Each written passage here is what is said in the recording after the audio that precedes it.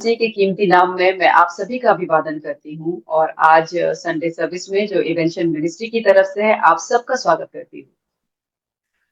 Today's sermon is based on the Gospel according to St. John, chapter 11, verses 1 to 44.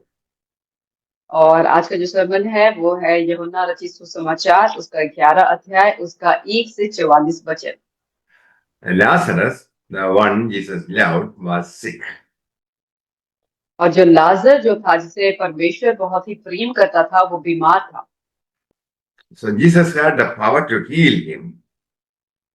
और यीशु मसीह के पास ये ताकत थी कि वो उसको चंगा कर सके। Jesus did not heal him and he died. और लेकिन यीशु मसीह ने उसे चंगा नहीं किया और वो मर गया।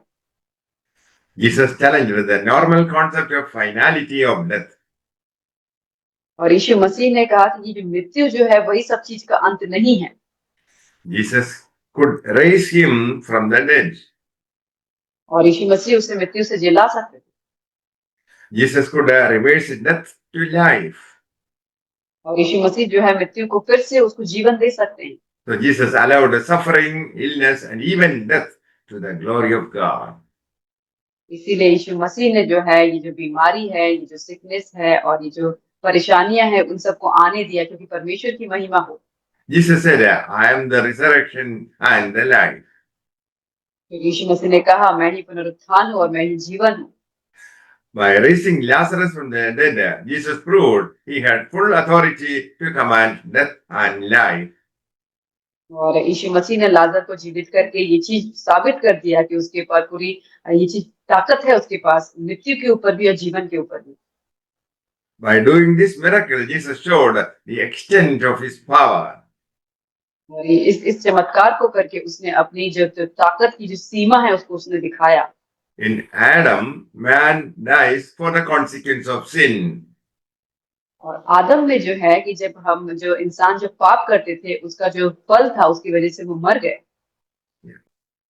Believers in Christ have eternal life.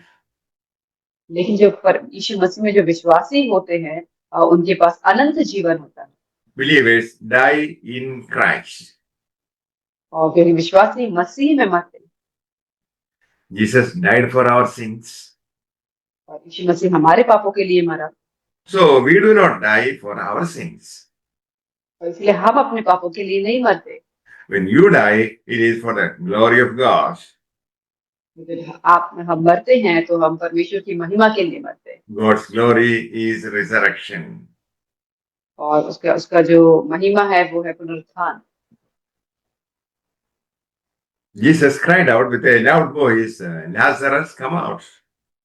और यीशु मसीह बहुत ही ऊंचे शब्द से उसने कहा कि लाजर बाहर आ। Lazarus, who had died, came out, bound hand and foot. और जो लाजर जो मर गया था वो बाहर निकला उसके हाथ और पैर बंधे हुए थे। Jesus said to them, loose him and let him go. और तब यीशु मसीह ने उनसे कहा कि उसको खोल दो और उसको जाने दो। Many of the Jews believed into him. और बहुत सारे यहूदी जो है उसने उस पे विश्वास किया। Even today, many people, after coming to Jesus Christ, walking around with grave clothes, and Jesus is asking to get rid of them.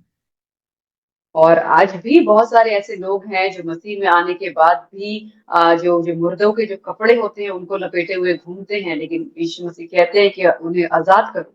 The church, through pastoral care, counseling, and word of God, release them from the grave clothes to be involved in God's mission.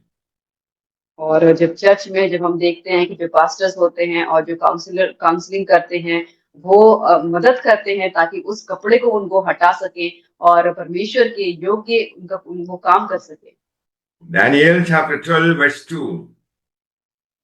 और Daniel उसका दूसरा अध्याय उसका 12 अध्याय उसका दूसरा वचन। Many of them who sleep in the dust of the earth shall awake, some to everlasting life, and some to shame and everlasting contempt. जो भूमि के नीचे सोए रहेंगे उनमें से बहुत से लोग जाग उठेंगे, कितने तो सदा के जीवन के लिए और कितने अपनी नाम धराई और सदा तक अनंत घिनौने ठहरने के लिए।